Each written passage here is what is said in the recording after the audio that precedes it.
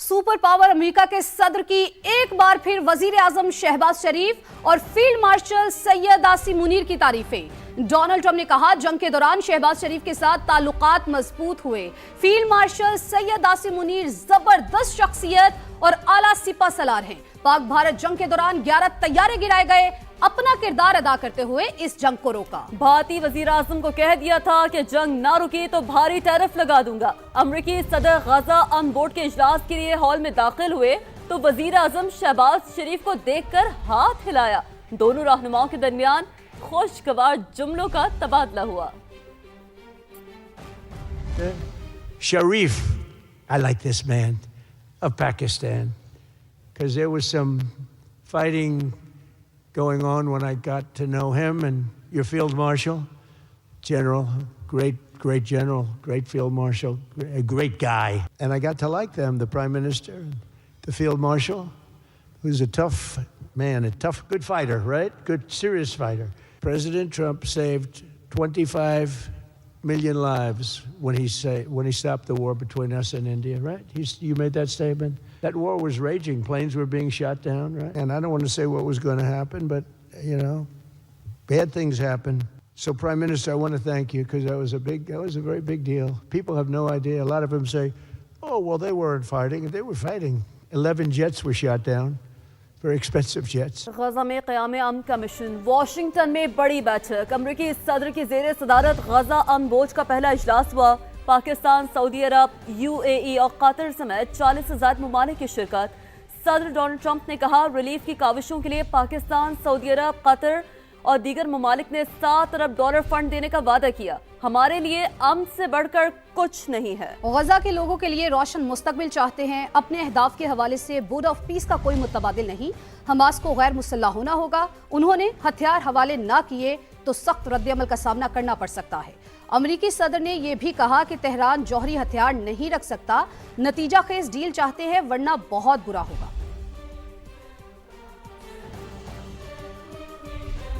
अपनी फौज अमन के लिए दे सकते हैं, हमास को गैर मुसल्लह करने के लिए नहीं।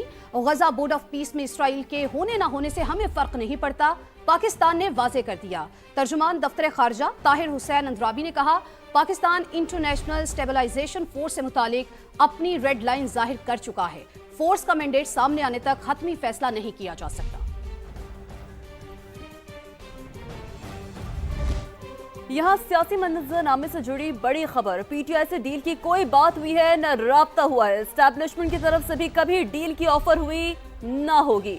मुशीर वज़ीर आज़म राना सनाउल्लाह का एक बड़ा बयान सामने आया है। प्रोग्राम नदी मलिक लाइव में कहा, अगर उन्हें ये कहा जाए कि बानी से मुलाकात को इदारों और इदारों के सरबराहों के खिलाफ प्रोपेगेंडे के तौर पर इस्तेमाल ना करें तो आपका मसला हल हो सकता है। तो इसे डील नहीं कहा जा सकता। राना सनाउल्लाह का कहना था कि इनके ख्याल में जेल और इलाज के मामले में मोहसिन नकवी का कोई किरदार नहीं था।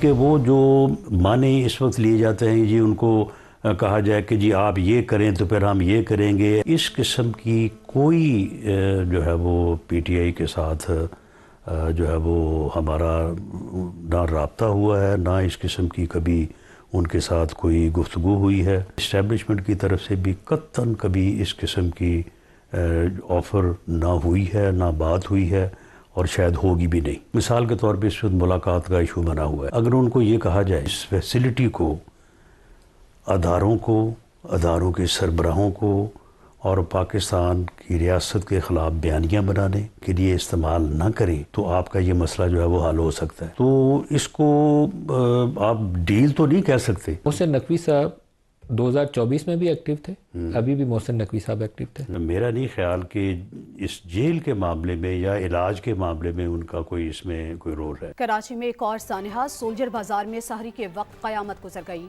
35 गज पर कायम 3 मंजिला रिहायशी इमारत जोरदार धमाके से जमीन बोस हो गई। 8 ख़वातीन और 4 बच्चों समेत 16 अफराद जाँ बहक और 13 अफराद जख्मी हो गए। हुक्काम के मुताबिक धमाका गैस लीकेज के बायस पेश आया। नवीद कमाल की रिपोर्ट। कराची में एक और सानहा, सहरी की तैयारी करते शहरियों पर कयामत टूट पड़ी। गुलजर बाजार की 3 मंजिला इमारत पर गैस लीक हुई। पहली मंजिल पर जोरदार धमाका हुआ और हर तरफ चीखो पुकार मच गई। 35 गज पर बनी 3 मंजिला रिहायशी इमारत का पहले कुछ हिस्सा मुनहदिम हुआ, फिर पूरी इमारत जमींबोस हो गई। मैं रोटी पकाने बैठ रही थी, साढ़े तीन बजे धमाके की आवाज आई। मैं डर गई।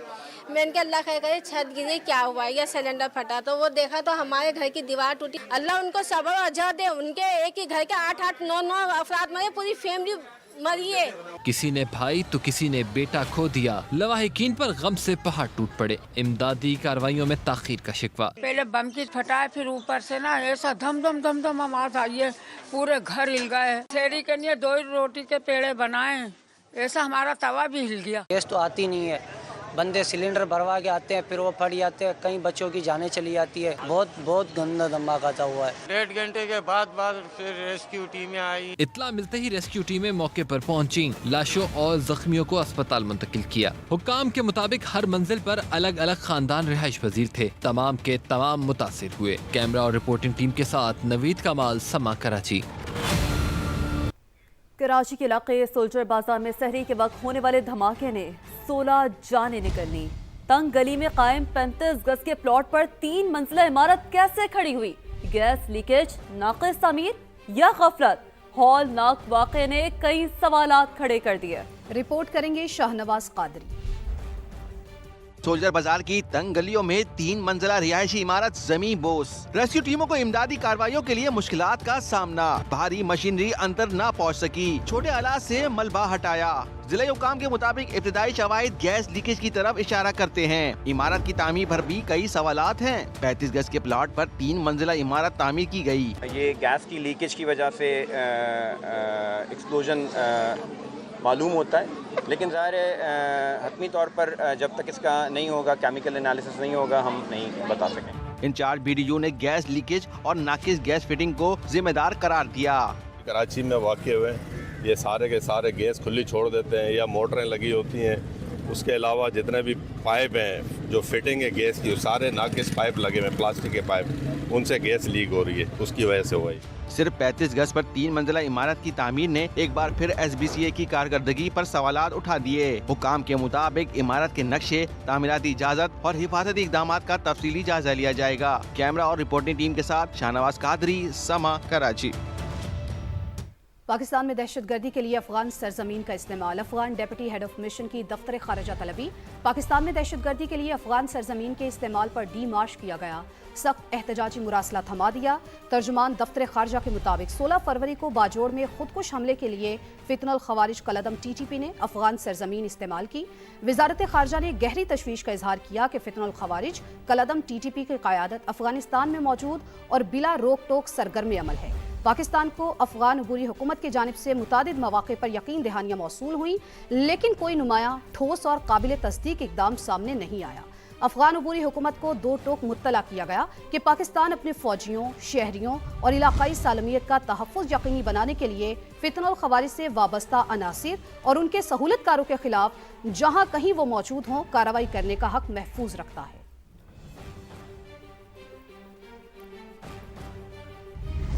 और अब बात बड़े प्लान की, बड़े ऐलान की। पाकिस्तान को जनूबी और वस्ती एशिया के दरमियान इक़्तिसादी पुल बनाएंगे। वफाकी वज़ीर मवासलात अब्दुल अलीम खान का अक़वाम मुत्तहिदा के इनलैंड ट्रांसपोर्ट कमेटी इजलास में बड़ा ऐलान। कहा NLC उज़्बेकिस्तान और कज़ाकिस्तान के साथ मिलकर तिजारती इनक़लाब ला रही है। पाकिस्तान महज ट्रांजिट मुल्क नहीं बल्कि मौशी राब्तों का मरकज़ बन रहा है।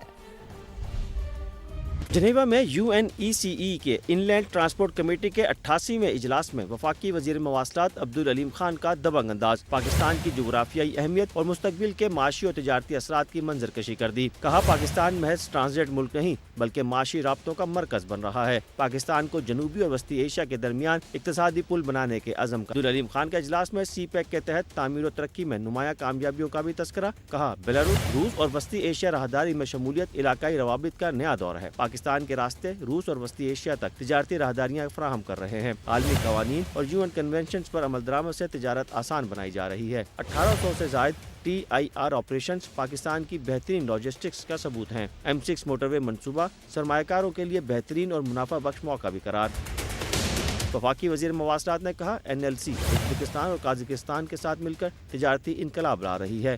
پنجراب سے بندرگاہوں تک شاہراہیں علاقائی رابطوں کا مضبوط ترین ستون ہیں۔ گوادر پورٹ پر وسطی ایشیائی ریاستوں کے لیے 100 ایکڑ کا ٹرمینل مختص ہے۔ کراچی پورٹ کی گنجائش لینڈ لاکڈ ریاستوں کو سمندر تک رسائی فراہم کرتی ہے۔ عبدالعلیم خان نے کہا کہ وزارت مواصلات ٹریفک ڈیٹا کی ڈیجیٹلائزیشن اور شفافیت کے پروگرام پر عمل پیرا ہے۔ 126 ممالک کے لیے ویزا آن ارائیول سے علاقائی روابط میں مزید اضافہ ہوگا۔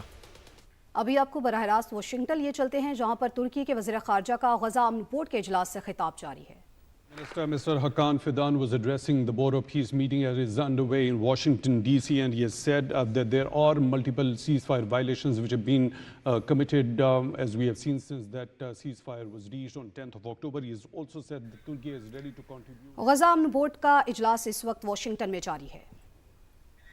آسٹریلیا میں قومی ہاکی ٹیم کی ناقص رہائش کے معاملے پر PHF کے صدر طارق حسین بگٹی نے مستعفی ہونے کا اعلان کر دیا۔ بد انتظامی پر پاکستان سپورٹس بورڈ کو قصوروار قرار دیتے ہوئے وزیر اعظم شہباز شریف اور فیلڈ مارشل سید آصم منیر سے کمیٹی بنانے کی درخواست کر دی۔ لاہور میں نیوز کانفرنس کرتے ہوئے ہاکی ٹیم کے کپتان اماد شکیل بٹ پر 2 سال پابندی کا بھی اعلان کر دیا۔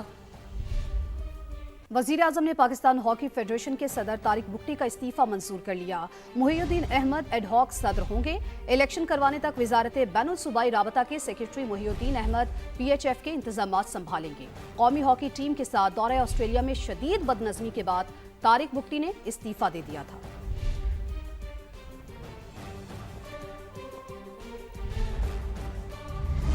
پاکستان سپورٹس بورڈ نے تمام مالی ذمہ داریاں بر وقت ادا کی۔ انتظامی بے ضابطگیاں فیڈریشن کی سطح پر ہوئیں۔